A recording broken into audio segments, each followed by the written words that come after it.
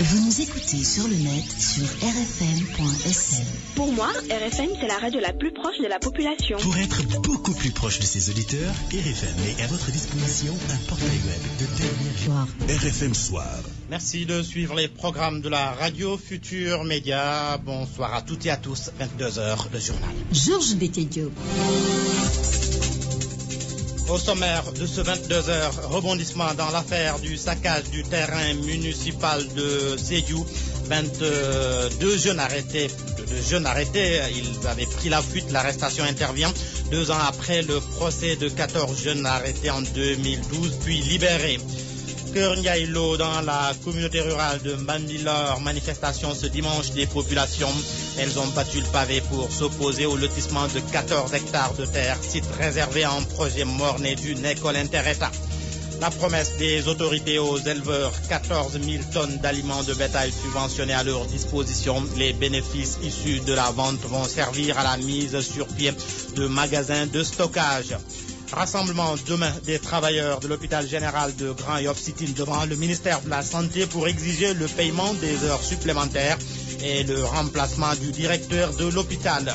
En politique, Modou Diagne Fada sur la recomposition politique. Une cohabitation est inévitable après les législatives et pour cause, selon l'ancien ministre de la Santé, le niveau de la démocratie au Sénégal l'impose. Décès de Jules François Bokandé, la dépouille de l'ancien capitaine des Lions arrive demain soir à Dakar. Plusieurs cérémonies d'hommage prévues. Le développement dans Sport Weekend avec Cheikh Tidiane Diagne, Khadim Yaya sur la partie technique. Bienvenue à tous. RFM Soir. RFM Soir. Georges Bétédio. D'abord, nous nous rendons à Sédhiou. L'affaire du saccage du terrain municipal a refait surface. 2 jeunes dont le coordinateur régional de Réumi sont arrêtés. Ils avaient pris la fuite pour échapper aux interpellations. Ils sont poursuivis pour destruction de biens publics. En 2010, 14 jeunes avaient été arrêtés puis libérés après un procès. Ils avaient brûlé des filets des Kérentins, façon pour eux de réclamer la construction d'un stade dans la ville. Bakary Konté. 2 jeunes sont arrêtés, Chérif Amadou Bouye Diété et Ousmane Diété. Ousmane Diété est membre du cadre de concertation des jeunes de Sédhiou, par ailleurs coordinateur régional du Réumi d'Idrissa Seck. Ils sont poursuivis pour destruction des biens publics. Pour rappel, le 7 octobre 2010, des jeunes avaient brûlé des filets et des Kérentins réclamant la construction d'un stade digne de son nom. 14 personnes avaient été arrêtées puis libérées quelques semaines après. D'autres avaient pris la fuite. Les jeunes de Sédhiou réclament la libération de ces jeunes. Ousmane Silla est membre du cadre de concertation des jeunes de Sédhiou, porte-parole du jour. À notre grande surprise et contre toute attente, n'est-ce pas, les gendarmes procèdent à l'arrestation avec violence exceptionnelle à une heure réservée et aux grands bandits.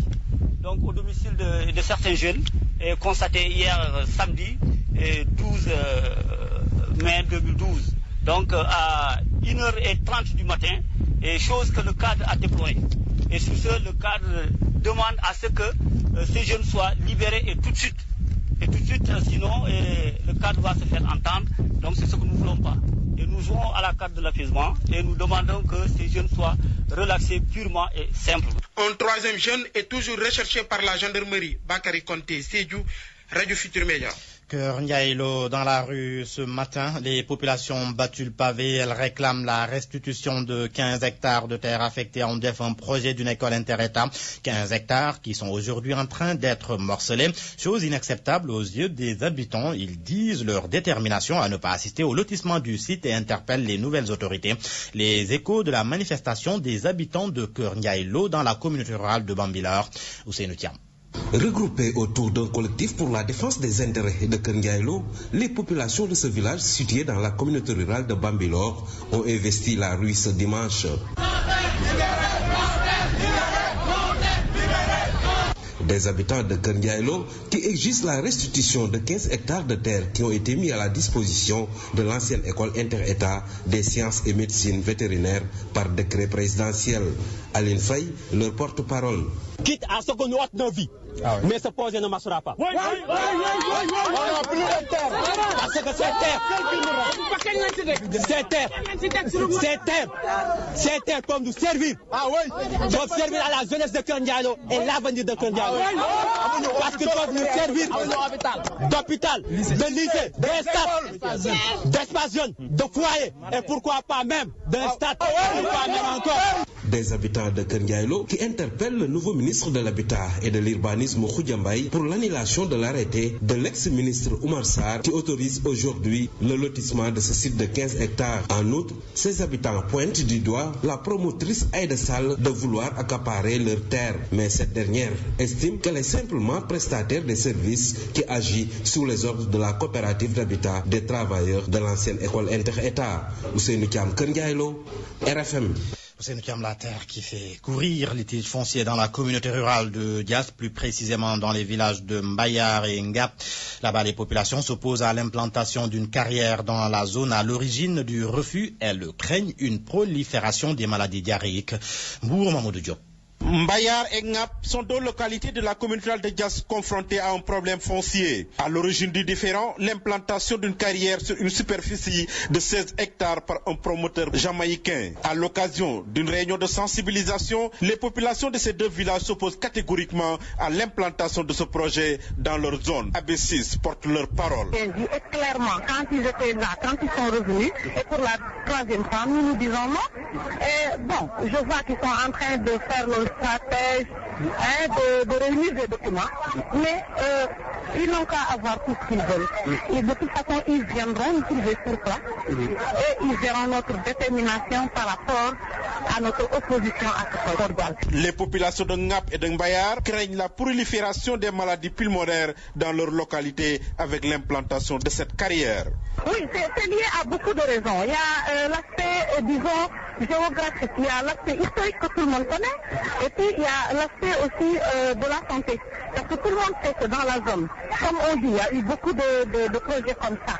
Exploitation de mines qui ont été érigées ici. Pour M. Campbell, le promoteur jamaïcain, le projet autorisé par les autorités du pays pouvait aider à l'amélioration du système éducatif, sanitaire et à l'agriculture dans ces deux localités. Pour lui, l'impact environnemental du projet a été déjà diagnostiqué.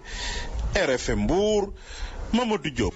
RFM, partout, tout le temps. Tout le temps.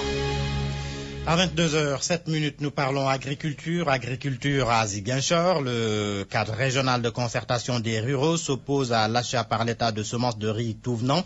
Le CRCR demande plutôt aux autorités d'acquérir les semences certifiées disponibles en Casamance.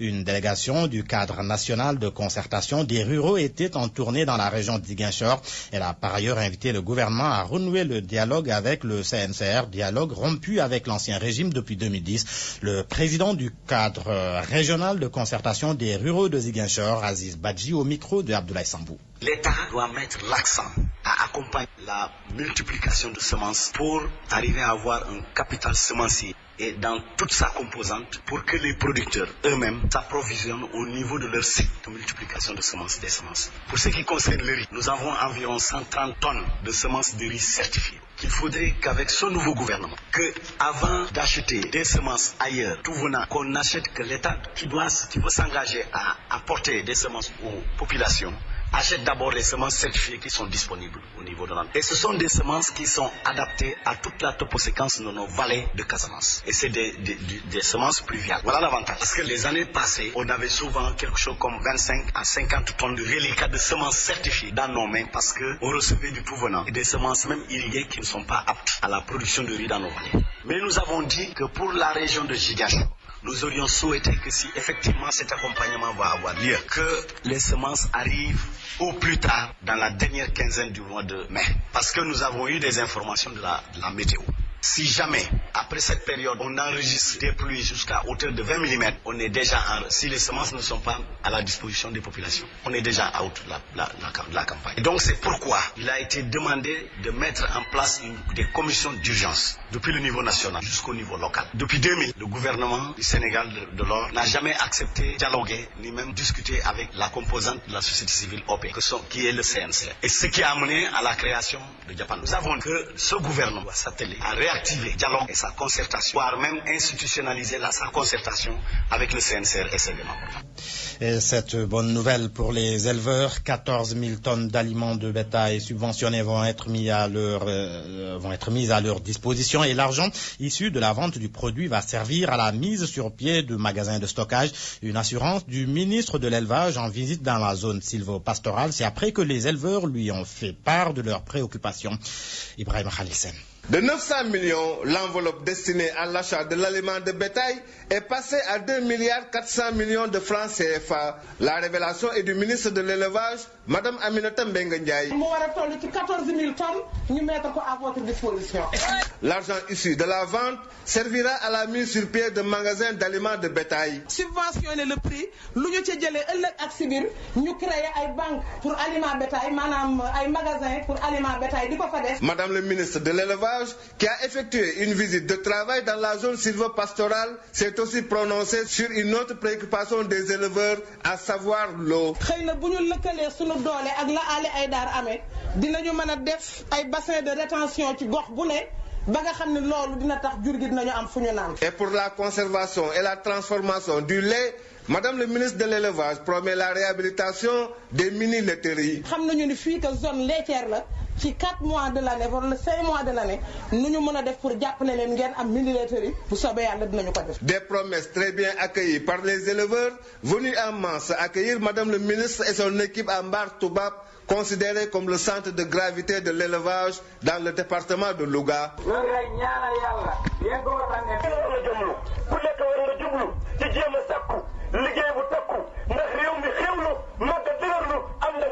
Ibrahim Khalil Sen, Louga, RFM.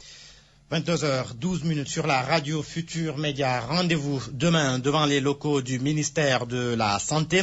Les travailleurs de l'hôpital général de Grand Yoff en sit-in, ils réclament à l'État 159 millions de francs CFA pour le paiement des heures supplémentaires. Ces travailleurs demandent aussi le remplacement du directeur de l'hôpital admis à la retraite.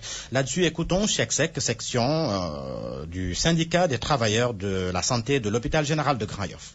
Nous sommes des fonctionnaires de l'État et que quand un travail est fait sur la base du nombre d'heures régies par la législation qui est de 40 heures, au-delà de cette heure qui est faite, l'État doit payer ce qu'on appelle les heures supplémentaires. Vous savez, nous sommes dans une structure où il doit y avoir la continuité du service. Déjà, le barème de paiement est un barème qui est caduc parce que ça date de 1979. Vous savez, depuis 1979, si on prend le groupe 3 qui constitue l'indice des agents sanitaires et des infirmiers, la base de paiement était de l'ordre de 249 francs pour les heures normales. Prenez quelqu'un qui passe la nuit et cette heure-là est payée jusqu'à 2 heures du matin. Prenez 249 francs que vous multipliez par 5 ou 6, vous trouvez l'argent, ça ne fait même pas 700 francs qu'on paye à des personnes par heure. Non seulement on ne paye pas de façon normale, mais on se trouve le luxe parce que l'année dernière, il y avait une loi des finances qui nous avait attribué pour l'ensemble des structures sanitaires du Sénégal une enveloppe de 1 milliard 700 et quelques millions, logée à la DAGE et à la direction des ressources humaines. Mais à notre grande surprise, au moment où la commission nationale devrait se réunir, cet argent-là avait complètement disparu. Et lorsque nous avons fait nos états et qu'on nous a envoyé au niveau du ministère, le ministère n'avait pas de problème, ni la DRH. Mais il y a ce qu'on appelle le contrôle des opérations financières du ministère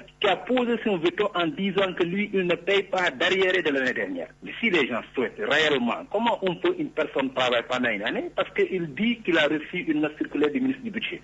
Or, je ne pense pas qu'une note circulaire d'un ministre peut remettre en cause un décret. Non seulement le barème de paiement est très faible, mais qu'on se permette de retenir l'argent des personnes qui ont travaillé de la façon la plus correcte et la plus ce n'est pas normal. Cher Sek, au téléphone de Alousé Noudiane, cher Sek qui est aussi le représentant des travailleurs au conseil d'administration de l'hôpital général de Grand Yoff. Sur RFM au moins, on a des informations sûres et utiles. RFM, la radio de toute l'actualité. En politique, première sortie de Modou Diagne Fada après la débâcle des libéraux lors de la présidentielle du 25 mars dernier.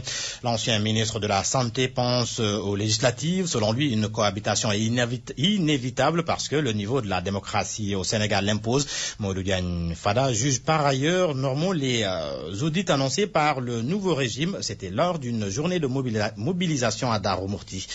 Détail Abdoulaye Fam. C'est un Modou Diagne Fada tout en verve en face de ses militants et sympathisants qui s'est prononcé sur le débat politique actuel. D'abord, l'ex-ministre de la Santé n'apprécie pas les critiques et les attaques contre le tout nouveau gouvernement. Il estime qu'il est encore trop tôt de critiquer la gestion du nouveau régime. Pour le moment, il faut laisser du temps au nouveau président pour faire ses preuves. Nous pensons que toute autre attitude de notre part serait contraire à la volonté du peuple. Nous respectons ce choix et nous le laissons travailler. Maintenant, un moment viendra où nous allons apprécier tous les actes posés par le nouveau régime. S'agissant ensuite des législatives, le responsable libéral de Darou Mouhty soutient que le niveau de démocratie actuel du Sénégal exige absolument une cohabitation. Notre démocratie, pour qu'elle soit véritablement moderne et efficace, doit donner le pouvoir législatif à d'autres. Parce qu'encore une fois, c'est extrêmement dangereux de concentrer tous les pouvoirs entre les mains d'une seule personne. Notre démocratie ne mérite plus ça. Interpellé enfin sur les audits brandis par le nouveau régime, Modou Diagne Fada déclare que l'état des lieux doit se faire pourvu que cela se fasse sans parti pris et sans exclusif. Là aussi, le régime libéral n'a pas de problème. Nous avons géré le pays pendant 12 ans. C'est tout à fait normal que le nouveau régime fasse des audits pour faire l'état des lieux, que ce travail soit mené de façon indépendante, de façon autonome, sans parti pris, sans chasse aux sorcières, sans règlement de compte politique, sans une quelconque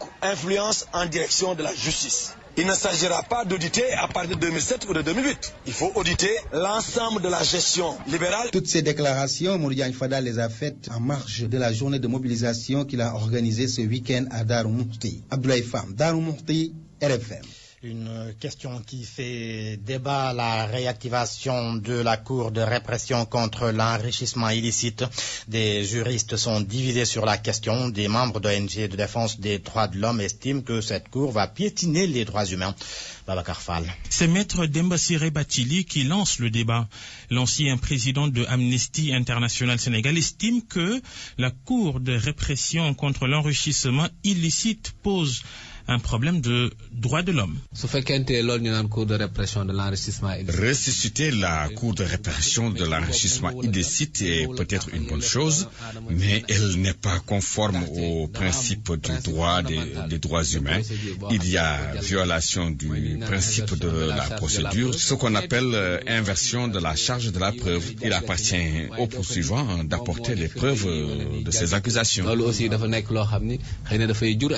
Avis contraire de Maître Mamadama Gueye, l'ancien coordonnateur du Forum civil, la branche sénégalaise de l'ONG Transparency International. Pour moi, il ne faut pas le poser en termes de conformité ou non aux droits humains. Il s'agit, à mon avis, d'une question qui est plutôt relative à un principe général de droit, selon lequel la charge de la preuve pèse sur l'accusation. Bon, en l'espèce, on peut considérer, on peut estimer, c'est une discussion normale, qu'il y a un renversement de la charge de la preuve, sous réserve que le texte initial n'ait pas changé. Effectivement, dans ce texte, la charge de la preuve doit être faite par la personne contre laquelle il y a des présomptions fortes d'enrichissement illicite. Je suis évidemment sensible à ce débat en tant que juriste, mais sous ce rapport, il n'est même pas évident qu'il y ait un renversement de la charge de la preuve. Dès lors que les biens qui ont été identifiés comme résultant d'un enrichissement illicite peuvent être assimilés même à des pièces à conviction. La réactivation de la Cour de répression contre l'enrichissement illicite fait donc débat. Le nouveau régime à la tête du Sénégal assure que cette cour va concerner tout le monde, y compris les nouvelles autorités.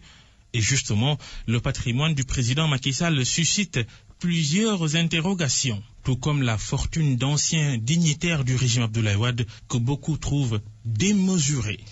Babacar Fall, 22h18, une note culture, les échos du Dakar 2012. Le Grand Théâtre National dispose désormais d'une identité visuelle, une œuvre infographique réalisée par Sidi Mohamed Diagne, lauréat du concours de logotype qui a reçu son prix cet après-midi.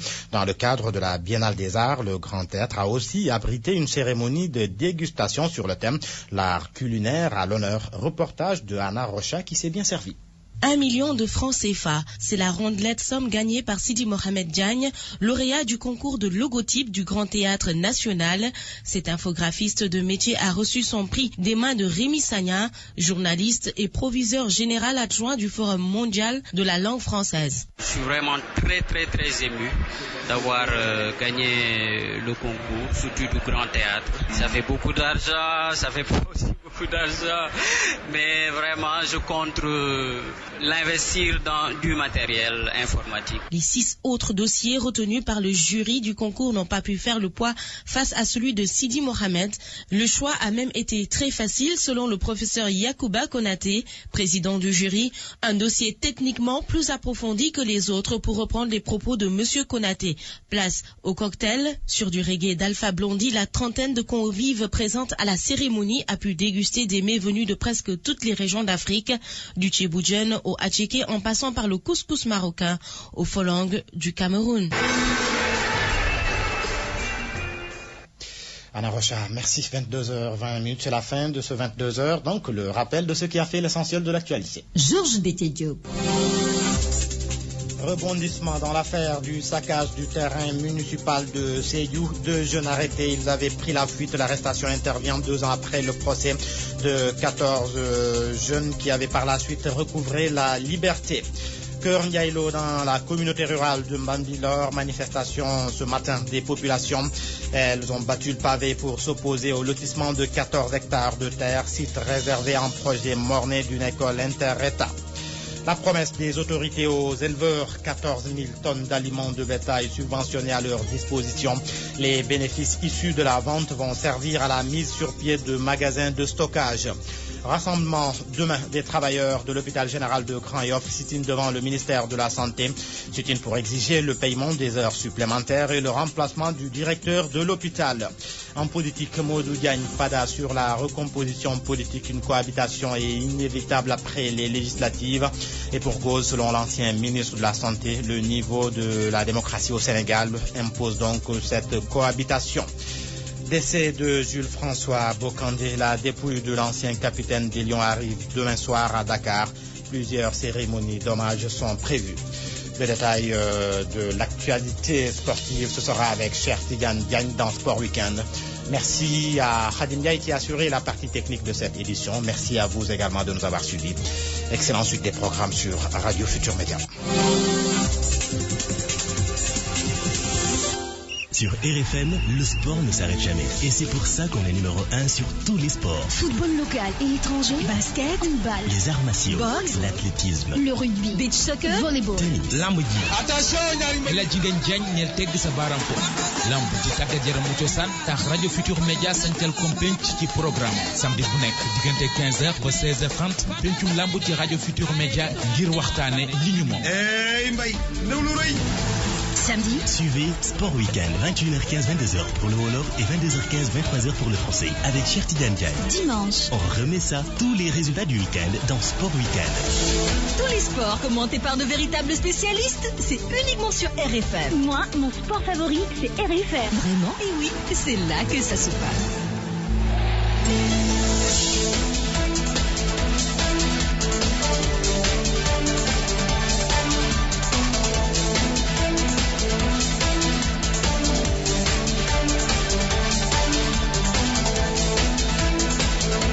Merci à Georges Bété Diop qui était à la présentation de cette édition en français. Merci à vous de nous avoir choisi.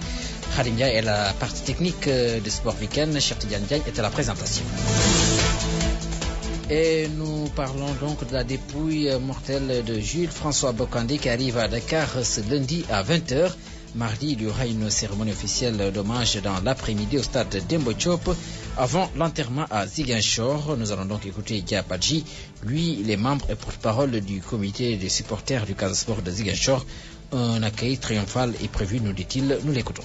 Demain, il y aura une forte mobilisation à l'aéroport Léopold Sédar Senghor, demain à 20h. Mais nous serons là-bas, Inch'Allah, à partir de 17h. À 17h, nous serons à l'aéroport. Et de l'aéroport, après l'aéroport, on rentre directement et le lendemain mardi, nous seront au stade très tôt. Le mardi à 15h, nous serons au stade Demba Diop. Des supporters qui m'ont promis de passer là-bas la journée. Bon, quand ils jouent au Casa Sport, avant qu'ils n'aillent en Europe, c'est une chanson vraiment qu'on chante, qu'on l'a chantée depuis étant d'abord au Casa Sport. Alors, je crois que ça, c'est une chanson qu'on lui chantait partout, même lui-même, je crois que dans une de ses interviews, il a eu même à remercier les supporters du Casa pour l'avoir dédié une chanson. Ça, on l'a chanté depuis quand il était au Casa Sport, Bokandé et Samaï. Bokandé, c'est une panthère.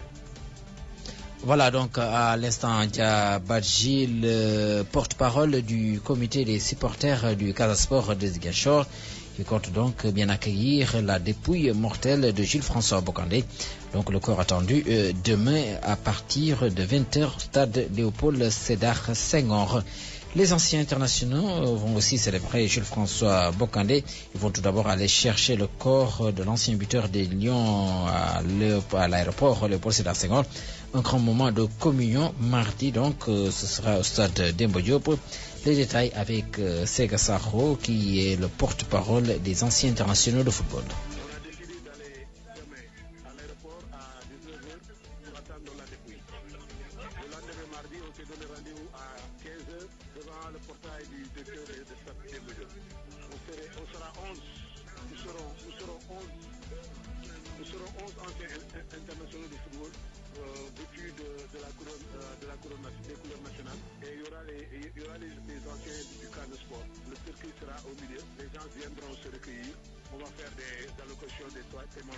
À 17h, on amène le corps à l'hôpital principal. Le lendemain, on amène le corps sur Ziguinchor. Arrivé à Ziguinchor, ce sera relevé et décompté. C'est prévu dans le programme. De l'émotion ce matin à la mosquée des HLM 2, c'est lors de la levée du corps de Doudou Diong. Doudou Diong était le premier buteur de l'équipe nationale de football du Sénégal à la Coupe d'Afrique des Nations de 1968. C'était à Asmara, en Éthiopie. Enterrement de Doudou Diong, donc c'était à Yoff. Il a reçu des hommages du monde sportif sénégalais. Les détails avec Alousseinou Diagne. Une foule compacte et silencieuse dans la cour de la mosquée des HLM, parents, coéquipiers des Espoirs de Dakar et de l'équipe d'Asmara 1968, des amis d'enfance, tous aussi sous le choc à l'image de Mendez, Paul Simedou et de Djadji Mboup. Derrière ces lunettes noires se souviennent encore de Doudou Diong. Doudou était un ami, Doudou était un compagnon, il était tout pour nous. Nous ne sommes jamais séparés, nous venons de nous séparer. Notre rencontre s'est faite en 1958. J'habitais à la Cité Police, son père était commissaire et moi j'étais à proximité à l'avenue Malixi, angle 6. Donc c'était un compagnon de jeu. Un hommage des camarades de jeu, mais aussi celui des encadreurs. Edouard Diatta, qui est le premier à l'intégrer dans une équipe de première, ne tarit pas d'éloges. Le Sotoué, comme il le surnomme, l'homme au grand cœur également. Pour son premier match, je l'ai classé contre le foyer France-Sénégal. À l'époque, c'est Lamine Diack qui avait le foyer avec sa défense à lui. Je l'ai fait jouer, il était cadet. On a battu le foyer par 4-0. C'est lui, étant cadet, qui a marqué les 3 buts. Des chefs religieux et coutumiers lui reconnaissent sa foi et son enracinement dans ses valeurs culturelles peut avoir la séance de prière. Puis, le cortège funèbre prend la direction de Yoff, où Doudou Diong va reposer pour l'éternité. Alousseinou Diagne, merci. Le ministre des Sports en phase avec la Fédération sénégalaise de football. C'est à propos de l'affaire Pierre Lechantre. Elhadji Malick Gakou déclare que l'État ne peut payer 6 mois d'avance sur salaire à un entraîneur. Il révèle que l'État était prêt à payer donc jusqu'à hauteur de 3 mois d'avance. Nous allons écouter donc le ministre des Sports, Elhadji Malick Gakou. Il était l'invité de grand jury animé par Mamoudou Ibraka. Quand M. Lechantre a commencé par dire à la Fédération qu'il faudrait une avance sur salaire, bon, nous avons quand même retenu le principe avec la Fédération que ce principe n'existe pas dans la fonction publique sénégalaise. Nous ne pouvons pas nous aussi déroger au principe de fonctionnement d'une administration efficace et de qualité. Vous avez refusé? Non, nous avons refusé parce que simplement cela n'existe pas dans notre administration publique sénégalaise qu'on donne des avances de 6 mois de salaire à un entraîneur de football. Ça, nous à quel niveau étiez-vous prêt à vous engager? Nous avons dit sur la question de l'avance. Bon, comme dans le passé, il y avait quand même des exceptions, Kasper Tchak, etc., qui avaient quand même pu avoir des avances de 3 mois de salaire. Bon, nous avons dit, nous allons nous conformer à cela. À 3 mois, c'était jouable pour vous? Mais naturellement, parce que de toute façon, c'est une mauvaise tradition, parce que quand même nous sommes des opérateurs économiques, et nous savons bien que des avances sur salaire ne contribuent pas à la clairvoyance et la clarté dans la gestion des dossiers de cette nature-là. C'est la raison pour laquelle c'est le travail fait, accompli, qui est payé. Mais dans tous les cas de figure, comme il y avait une tradition que nous avons trouvée là, nous avons dit, bon, à la limite, nous pouvons nous conformer à ce qui a été déjà fait dans ce sens-là, et maintenant accepter, n'est-ce pas, le principe de faire venir M. Lechantre, etc. Mais je pense que le problème de fond, et ça il faut le dire aussi avec force, c'est qu'en fait M. Lechantre ne voulait pas venir au Sénégal, à mon avis, parce que d'après ce que j'en sais, en posant des conditionnalités qui, Kahin Kaha, devrait amener les autorités publiques de ce pays, la fédération, à réagir au PIF, je crois que cela pose mal le problème même de ce contrat-là.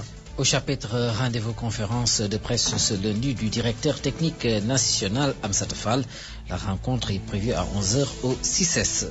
Football sur l'international, un but à la dernière minute et Montpellier garde ses chances intactes de devenir plutôt champion de la Ligue 1 française. Les Héroltais, grâce à Haït Fana, ont battu Lille 1-0 à domicile et maintiennent l'écart de points avec le Paris Saint-Germain à 3. Les Parisiens ont corrigé 3-0 Rennes sur un triplé du Brésilien Néné. L'autre info de la journée, c'est la relégation de AG Auxerre en Ligue 2. Les Bourguignons ont été battus 3-0 par l'Olympique de Marseille au Vélodrome.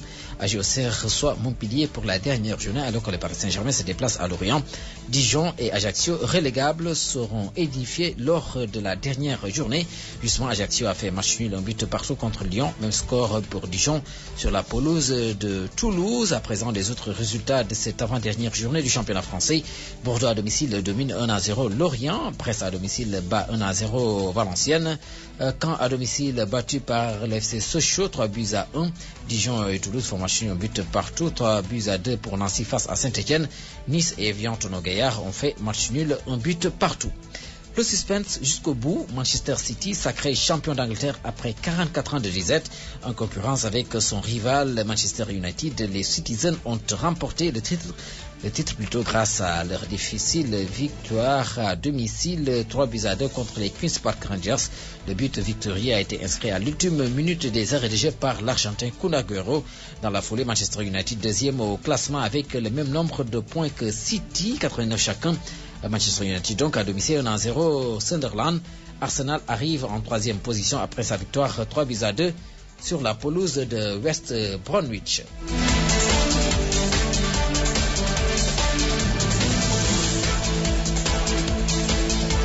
Toujours pour le championnat d'Angleterre, Wolverhampton, Blackburn et Bolton sont relégués. Résultat de la dernière journée du championnat d'Angleterre. Chelsea domine 2-1 Blackburn, Everton à domicile domine 3-1 Newcastle, Wigan à domicile bat Wolverhampton 3-2, Norwich à domicile domine 2-0 Aston Villa, Liverpool en déplacement sur la pelouse de Swansea perd 1-0, Tottenham à domicile bat 2-0 Fulham, et puis Stoke City et Bolton font match nul, 2 buts partout. En Espagne, le Real de Madrid est déjà sacré champion avant cette dernière journée de la Liga clôture en beauté. 4-1 contre Mallorca et bat un record 100 points. Juste derrière arrive l'FC Barcelone, 91 points. Le Racing Santander, Gijón et Villarreal sont donc au purgatoire. Donc c'est-à-dire que ces formations vont rejoindre la deuxième division. À présent, la totalité des résultats de cette dernière journée de la Liga espagnole. Real Sociedad à domicile domine 1-0 Valenciennes. Betis Séville et Barcelone font match nul, 2 buts partout. Getafe à domicile battu par Saragosse 2-0. Levante à domicile domine 3-0 Bilbao. Real Mallorca battu par Real Sociedad 4-1. Rayo Vallecano à domicile domine 1-0 Grenade. Espagnol de Barcelone et FC Séville font match nul, un but partout. Malaga à domicile domine 1-0 Gijón. Atlético Madrid en déplacement domine Villarreal 1-0. Racing Santander battu à domicile par Osasuna 4-2. En Italie, c'est aussi fini le championnat. La Juventus de Turin a remporté le Scudetto. Pour la dernière journée, la vieille dame a dominé 3-1 Atalanta de Bergame. Le Milan AC garde la deuxième place. Les Rossoneri ont clôturé en beauté 2-1. C'est le score infligé à Novare. Fiorentina et Cagliari font match nul vierge 1-0 pour Parma à domicile face à Bologne. Cesena donc surpris à domicile par AS Roma 3-2. Catane qui perd à domicile 2-0 face à Udinese. Chievo Vérone 1, Lecce 0. Lazio de Rome à domicile domine Inter de Milan 3-1. Le Genoa donc qui bat 2-0 Palerme. Naples domine à domicile donc l'équipe de Sienne 2-1. Sont donc en deuxième division Cesena, Novare et Lecce. Retour chez nous et on change de discipline. On parle de la 32e édition des 6 heures de Dakar. L'équipage Porsche du duo Marc de Sibental et Bertrand Chapuis a remporté la partie. Plus de détails avec Luntal, il est le chargé de communication des 6 heures de Dakar, des propos recueillis par Yor Makala. Cette 32e édition des 6 heures de Dakar commémore les 60 ans de course de circuit au Sénégal, parce qu'on a commencé à courir en circuit fermé de vitesse depuis 1952. Et cette 32e édition des 6 heures de Dakar est commémorée ses 60 ans. Nous avons eu peut-être pas un plateau aussi fourni que l'année dernière où on avait enregistré un record historique de 30 véhicules aux 6 heures de Dakar et de 27 véhicules au Critérium de Dakar. Mais il n'en demeure pas moins que cette édition a été une grande édition parce qu'on y a enregistré la participation des grands vainqueurs, ceux qui détiennent le record de victoire, notamment Naji Kabaz et Christophe Grignac, qui chacun ont gagné 5 fois les 6 heures de Dakar. Naji Kabaz était sur la grille de départ, tout comme Christophe Grignac, tout comme le vainqueur de l'année dernière, en l'occurrence le Suisse Marc de Sivental et Bertrand Chapuis. C'est Bertrand Chapuis et donc Marc de Sivental qui ont récidivé. Les pilotes locaux ne s'en sont pas laissés compter puisque Stéphane Grignac et son grand frère Christophe Grignac sont montés sur le podium à 2e place et la 3e place est revenue à un Belge, Van der Straten, sur Ford Mustang. Les 2 premières voitures sont des Porsche naturellement. Handball pour